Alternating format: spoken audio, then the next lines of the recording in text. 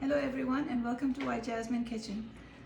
Today I'm going to show you a recipe for bruschetta, which is a really cake bottom recipe. I think you will love it. My family, my friends, every time I make it, it's all gone, which means that they really like it. So today, there's so many different ways to make bruschetta, but today I wanted to make the very basic one with tomatoes, some green onions, some spices, and some of the cheeses. I'm using our tandoori gouda, although we have all these 4 different selections of cheeses, but I wanted to use tandoori gouda today. The reason being that it has so many different layers of flavor.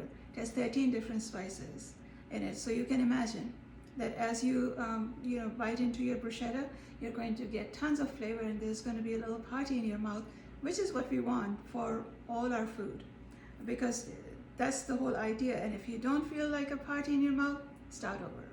So let's start with that. I have some tomatoes that I cut up here, and I'm going to chop up a little bit more to add to the bruschetta. So you can see, if you are thinking about your knife, the best test is to chop a tomato, and you will see how sharp your knife is or isn't. So just chop it up. And again, it's a very easy, simple, but delicious recipe that you can make in minutes. And that's what we always like. It's fun I love to cook, but I don't always have hours and hours to cook like many people. So I always try to look for simple, easy, but delicious recipes. So I found one of these, and for the recipe itself, if you wanted to refresh yourself, then you can always go to jasmine.com, and I have the recipe there. You can use different kinds of cheeses. Our cheeses have more flavor, so I like that layer of flavor. White Jasmine is all about layering the flavors. So I have all this tomato in here. I have some green onions chopped up. Throw that in there. Look how colorful it looks. And that's another thing about food. It has to have a lot of flavor, but it also has to have, it should look pretty. It has to have a lot of color, and should look appetizing. I mean, who wants ugly food anyway? So mix that. Add a little bit of salt. And you want to add the salt right at the end, because otherwise tomato is going to leave a lot of liquid, and you definitely don't want that. Your bruschetta is going to get very soggy. And then I wanted to add the saji masala, which is again a combination of 7 different spices. So another layer of a lot of different flavors. Tastes like chipotle barbecue. You will like it. So mix that all up. My mouth is watering already. It's so much fun to create something that is so pretty and beautiful, and then at the end tastes really good. Add a little bit of olive oil.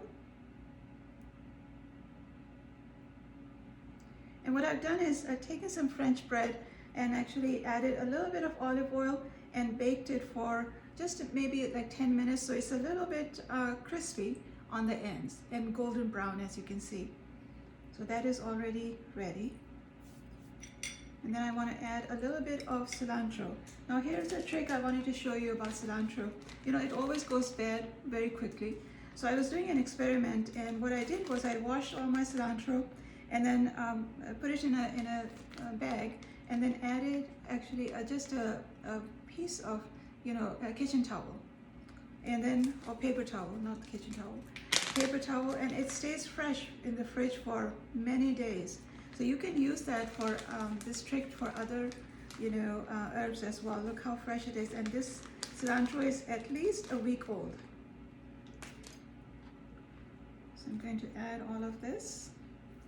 Let's chop this up, because cilantro is an easy one to always get wasted, because if you don't cook that often or use that often, it's just going to go bad. It's the liquid that spoils it.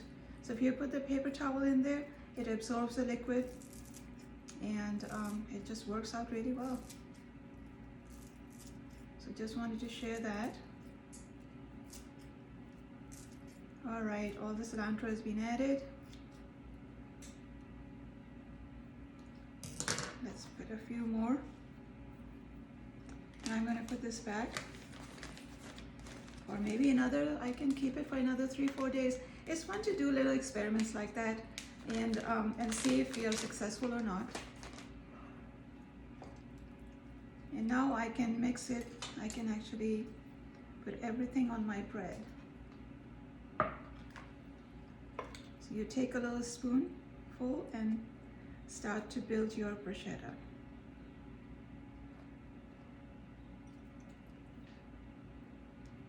And make sure that you get everything, the green onions, the cilantro, and the tomatoes, of course. And then we'll add some cheese on top. And then it will go in the oven for maybe about barely 10 minutes, and all the cheese gets melted. And because tandoori Gouda is Gouda, so it melts really well. And that's another thing I wanted to, when we were thinking about creating these recipes, it was just really important for me to have a cheese that melts, that I can cook with and create different things with it. So here we are, almost done. And you can make one long bruschetta as well and then cut it in pieces. I've done that too for parties and stuff. I have a couple other recipes for bruschetta that I'll show you in the future, and some cool ones. And then I have grated some of the tandoori Gouda. We'll just put that on top.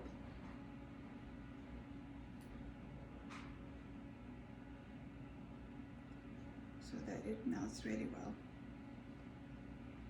And be generous with your toppings, because you don't want people to be just eating the bread. And again, if you would like that recipe in a written form, it's on our website, whitejasmine.com. You can check it out.